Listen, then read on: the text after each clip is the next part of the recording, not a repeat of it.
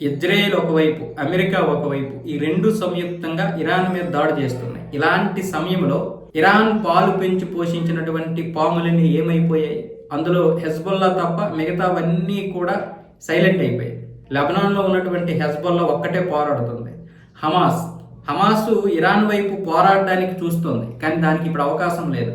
Hamas కనుక ఇప్పుడు ఏమైనా సరే బుసలు కొట్టిందంటే ఇజ్రాయెల్, అమెరికా హమాస్ని పూర్తిగా నాశనం చేసేస్తాయి. పైగా అనేక ఆంక్షలతో ఇక్కడ కాల్పుల విరమణ జరిగింది పాలస్తీనాకును ఇజ్రాయెల్కి. కాబట్టి హమాస్ ఇప్పుడు బయటికి రావడానికి లేదు. అందుకే మొదటే చెప్పేశారు హమాస్, మేము దీంట్లో పాల్గొమని యుద్ధానికంటే ముందే ఒక ప్రకటన చేశారు. ఇకపోతే ఇరాన్ పెంచినటువంటి ఇంకొక పాము హూతీలు కనుక ఇప్పుడు యెమెన్లో ఉంటారు. వీళ్ళు కనుక సముద్రంలో వచ్చారనుకోండి, మొత్తం అమెరికా దళాలు నాశనం చేసేస్తాయి. కాబట్టి వీళ్ళు కూడా సైలెంట్ అయిపోయారు. ఇంకా ఉన్నది ఎవరు అంటే ఇరాక్ మిలీషియాని ఇరానే పెంచి పోషించింది. 1979-80 ప్రాంతంలో వీళ్ళ యొక్క ప్రాబల్యం మొదలైంది. వీళ్ళని పెంచడం మొదలుపెట్టారు. వీళ్ళు కూడా షియా ముస్లిమ్సే.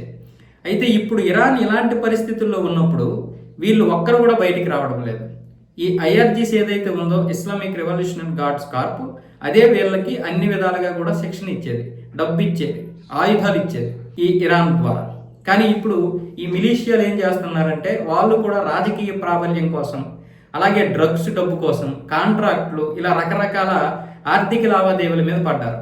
అందుకే ఇప్పుడు అమెరికాతో పెట్టుకుంటే వాళ్ళ యొక్క వ్యవస్థ అంతా నాశనం అయిపోద్ది.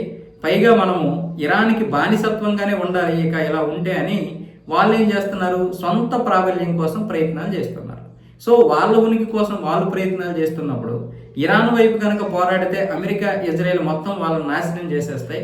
రేపు ఏదైనా సహాయం కావాలంటే అమెరికా మళ్ళీ సహాయం చేయదనే ఉద్దేశంతో ఇప్పుడు మిలీషియాలు కూడా సైలెంట్ అయిపోయారు. సో ఇలాంటి పరిస్థితుల్లో ఇరాన్ ఏమొచ్చేసి ఒంటరి అయిపోయింది. కేవలం హెజ్బొల్లా ఒక్కటే పోరాడుతున్నా హెజ్బొల్లాని ఇప్పటికే ఇజ్రాయెల్ దళాలు అణచివేశాయి. ఇప్పుడు అలాంటి పరిస్థితి అంటే ఇరాన్ తనను తాను రక్షించుకోవడానికి ఇలాంటి గ్రూపులను తయారు చేసింది. ముఖ్యంగా ఈ మిలీషియాల్ని ప్రాక్సీ అని పిలిచేవాళ్ళు. ప్రాక్సీ అంటే ప్రత్యామ్నాయం, లేదనుకుంటే ప్రతినిధి అని అర్థం. అందుకే వీళ్ళని ప్రాక్సీలు అని పిలిచేవాళ్ళు. కానీ ఇప్పుడు ఏమైంది? అయితే ఇరాన్ ఏం చేసింది, ఈ విధంగా ఉగ్రవాదుల్ని పెంచి పోషించింది. వీళ్ళందరూ ఉగ్రవాదులు.